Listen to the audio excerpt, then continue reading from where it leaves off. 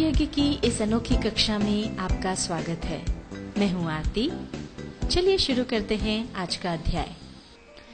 Tally ERP 9 के इस अध्याय में आप सीखेंगे पॉइंट ऑफ सेल वाउचर बनाना और उसका उपयोग करना।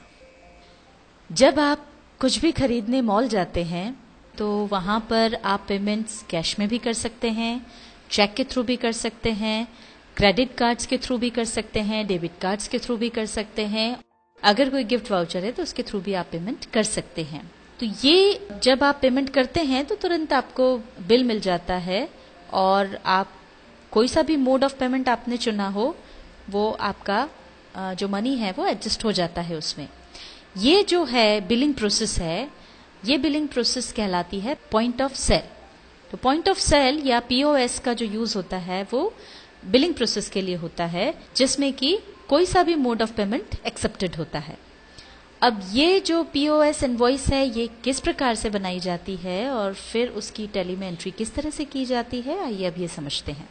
अब पॉइंट ऑफ सेल इनवॉइस बनाने के लिए सबसे पहले हमको एक वाउचर क्रिएट करना होगा। वाउचर क्रिएट करने के लिए गेटवे ऑफ टैली में हम मास्टर्स में अकाउंट्स इन्फो पर जाएंगे और यहां से हम जाएंगे वाउचर टाइप्स पर। क्रिएट सिलेक्ट करके एंटर प्रेस करेंगे और अब यहां पर हम क्रिएट करेंगे एक नया वाउचर। नाम उसको देंगे POS इनवॉइस। अब टाइप ऑफ वाउचर जो है लिस्ट ऑफ वाउचर टाइप्स में से हम चुनेंगे, चूंकि ये सेल के लिए है तो इसमें हम सेल्स चुन लेंगे और इसको एब्रीविएशन छोटा रूप देना है तो हम ले लेते हैं POS। अब एंटर प्रेस करते हुए आगे बढ़ेंगे। मेथड ऑफ वाउचर नंबरिंग हम ऑटोमेटिक ले लेंगे। आगे बढ़ते जाएंगे, फिर आएंगे प्रिंटिंग के ऑप्शंस पर। प्रिंटिंग के जो ऑप्शंस हैं उसमें सबसे पहला ऑप्शन है प्रिंट आफ्टर सेविंग वाउचर, यानी जैसे ही आप वाउचर को सेव करेंगे तुरंत प्रिंट प्रीव्यू का ऑप्शन आ जाएगा। हम इसको कर देंगे यस। आगे बढ़ेंगे, यूज फॉर POS इनवॉइसिंग, इसको भी हम यस कर देंगे। अगर आप POS इनवॉइस में कोई मैसेजेस डालना चाहते हैं तो वो यहाँ लिख सकते हैं। जैसे मान लीजिए आप लिखना चाहते हैं थैंक यू, और कोई मैसेज भी देना है जैसे विजिट अगेन तो वो यहाँ लिख दिया। तो ये प्रिंट करते समय इनवॉइस के साथ हमेशा प्रिंट हो जाएंगे। आगे जाएंगे, डिफॉल्ट प्रिंट टाइटल हम चाहते हैं यहाँ पर इनवॉइस हो तो वो हम डाल देंगे। आगे बढ़ेंगे, अगर कोई डिक्लेरेशंस हो तो वो आप यहाँ पर दे सकते हैं। जैसे कई बार इनवॉइस पर लिखा होता है कि कोई जो भी माल बेचा गया है वो वापस नहीं होगा, और यदि कोई कपड़ा आपने खरीदा है या कोई ड्रेस आपने खरीदा है तो उसमें अगर कोई प्रॉब्लम है तो उसको 7 दिन के भीतर वापस कर दें, या फिर चेंज करने के लिए कोई ड्रेस जो खरीदी है उसको चेंज करने के लिए कई बार समय भी निर्धारित रहता है कि दिन में 2 से 3 के बीच वो बदला जाएगा। इस तरह से कोई अगर डिक्लेरेशंस हैं तो वो आप यहाँ पर डाल सकते हैं। कई बार नीचे ये भी होता है कि किसी विवाद की स्थिति में अगर कोर्ट जाने की नौबत आती है तो न्याय क्षेत्र इंदौर रहेगा। इस तरह के जो भी डिक्लेरेशंस आप डालना चाहते हैं वो आप यहाँ पर डाल दें ताकि वो इनवॉइस के साथ प्रिंट होकर के आ जाया करेंगे। यहाँ पर उदाहरण के लिए हम एक डिक्लेरेशन डाल रहे हैं। ये हमने डिक्लेरेशन लिख दिया है, things sold once will not be changed और रिटर्न्ड। इसी तरह से और भी जो चीजें आप डालना चाहें इसमें वो डाल सकते हैं। इसके बाद एंटर प्रेस कर देंगे और इसे एक्सेप्ट कर लेंगे।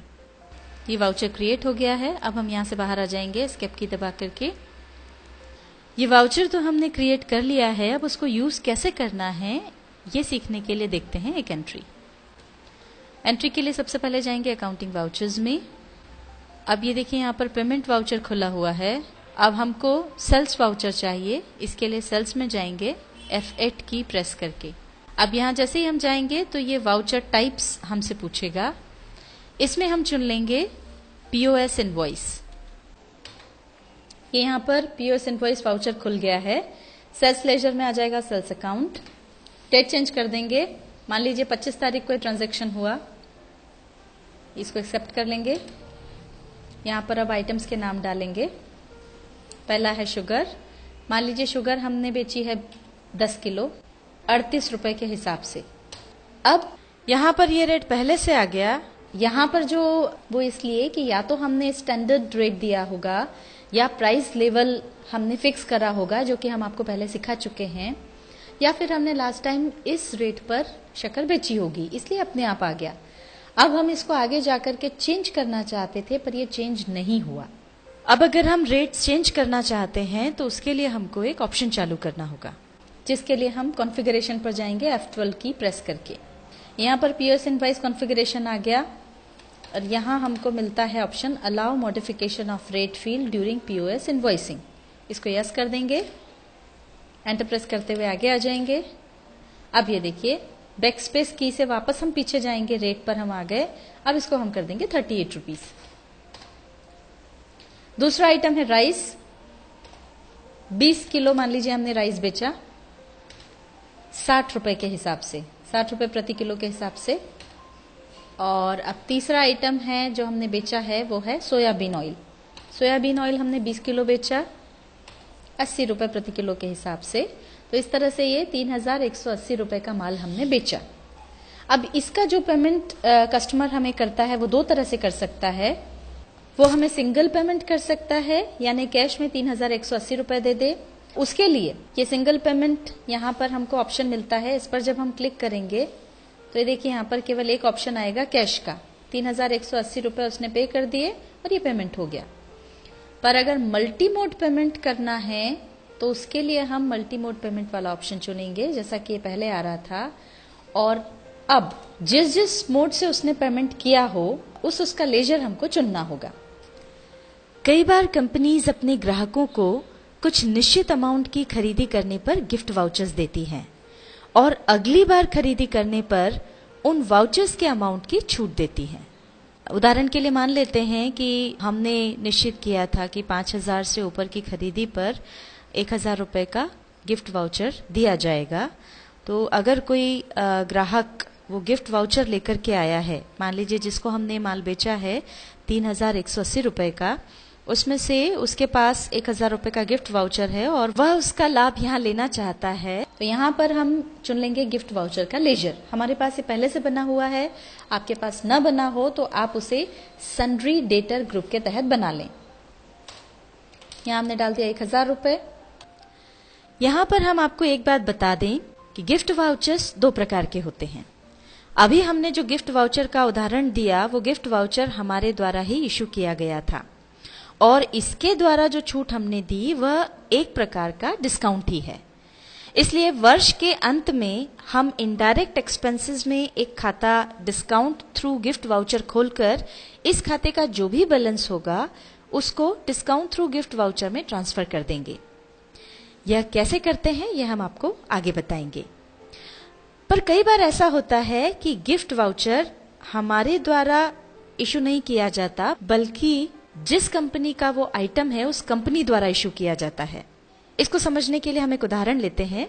मान लीजिए हमारा सोनी का इलेक्ट्रिक आइटम्स का शोरूम है और ग्राहक कहीं से सोनी का गिफ्ट वाउचर लेकर खरीदी करने आता है, तो हम इससे गिफ्ट वाउचर ले लेंगे और बाद में वह वाउचर सोनी कंपनी को देकर उससे रुपए प्राप्त कर लेंगे। तो ऐसी स्थिति में यह गिफ्ट वाउचर का खाता अपने आप ही बराबर हो जाएगा। इसकी एंट्री कैसे की जाएगी यह भी हम आपको आगे बताएंगे। कैश में उसके पास 200 ही रुपए हैं, तो बचा हुआ जो 2000 है वो उसने डेबिट कार्ड से पे किया। यहां पर हम हमारा बैंक चुन लेंगे। हमारे बैंक है स्टेट बैंक ऑफ इंडिया, इसका लेजर हम यहाँ चुन लेंगे और 2000 रुपए ये हमने डाल दिए डेबिट कार्ड में। यहाँ पर डाल देंगे कार्ड नंबर। डेबिट कार्ड या क्रेडिट कार्ड की तरह ही बैंक गिफ्ट कार्ड भी इशू करती है। यदि वो हो तो उसकी एंट्री भी इसी तरह होगी। इसके बाद आता है चेक। अगर कोई ग्राहक चेक से पेमेंट कर रहा है तो उसकी एंट्री आप यहां पर कर सकते हैं। हालांकि ये जो हमने उदाहरण लिया है इसमें हमारे ग्राहक ने चेक से पेमेंट नहीं किया है, पर अगर कोई ग्राहक चेक से पेमेंट करता है तो उसकी एंट्री किस तरह से की जाएगी ये आपको समझाने के लिए हम यहां पर एंट्री करके आपको बता रहे हैं। अगर कोई ग्राहक चेक देता है तो चूंकि वो हमारे बैंक में जमा होगा, इसलिए यहां पर हम अपना बैंक चुन लेंगे। ये यहां पर जो बचा हुआ अमाउंट है वो आ गया। अब यहां पर ग्राहक के बैंक का नाम आ जाएगा, जिसके थ्रू वो पेमेंट कर रहा है उस बैंक का नाम यहाँ पर आ जाएगा, चेक नंबर यहाँ पर आ जाएगा। इस तरह से अगर कोई चेक से पेमेंट करता है तो उसकी एंट्री आप कर सकते हैं। अभी हम इसे हटा रहे हैं क्योंकि हमारा ग्राहक चेक से पेमेंट नहीं कर रहा है। हम अगले इस पे आ गए कैश पर। कैश के लिए हम चुनेंगे कैश का लेजर। ये हमने कैश का लेजर चुन लिया, तो जो बैलेंस्ड मनी है, जो बचा है, वो 180 रुपए यहाँ पर आ गया। मान लीजिए ग्राहक ने हमको दिया 200 रुपए, तो कैश टेंडर्ड यहाँ पर हम डाल देंगे 200 रुपीज। तो ये बैलेंस आ गया 20 रुपए, हमको उसको वापस करना है। अब यहाँ जो भी नरेशन आपको लिखनी है वो नरेशन आप लिख दें और उसके बाद इस एंट्री को एक्सेप्ट कर लें। अब इसका प्रिंट प्रीव्यू अगर हमको देखना है तो हम उसके लिए यस कर दें या एंटर प्रेस कर दें।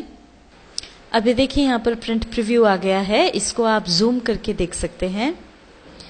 अब यहाँ पर आप देखिए ये जो हमने यहाँ पर पूरा जो भी क्वांटिटी रेट सब आ गए हैं, जो भी मोड ऑफ पेमेंट्स है वो भी यहाँ पर आ गई है, और उसके साथ ही हमने जो डिक्लेरेशन डाला था things sold once will not be changed और रिटर्न, वो भी यहाँ पर आ गया है, और जो मैसेजेस थे थैंक यू विजिट अगेन वो भी आ गए हैं। और अब इसका प्रिंट निकालना हो तो एस्केप की दबाकर पहले यहाँ से बाहर आ जाएं, और अब या तो यहाँ पर आप प्रिंट करने के लिए क्लिक कर दें या फिर Alt P प्रेस करके इसका प्रिंट निकाल करके ग्राहक को दे दें। टैली ERP 9 के इस अध्याय में आपने सीखा पॉइंट ऑफ सेल वाउचर बनाना और उसका उपयोग करना।